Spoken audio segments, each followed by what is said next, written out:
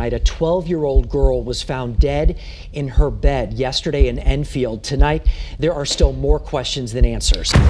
She was only 12 years old.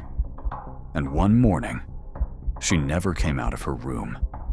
When her mother forced the door open, she found something deeply disturbing.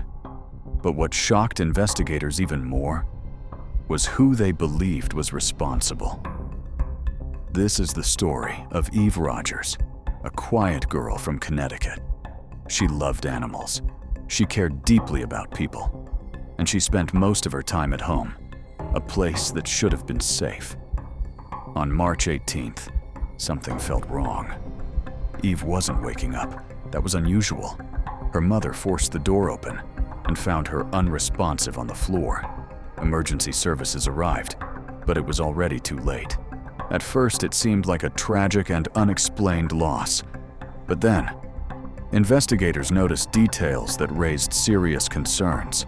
There were unusual items in the room, and signs that suggested something more had happened. Authorities began treating the case as suspicious.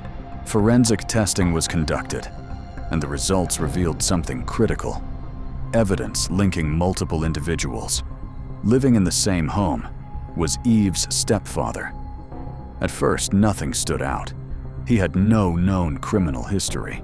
He worked a normal job, even shared motivational content online. But investigators say his behavior during questioning raised concerns. Then came the turning point. Forensic results linked him directly to the case. He was arrested and now faces serious charges.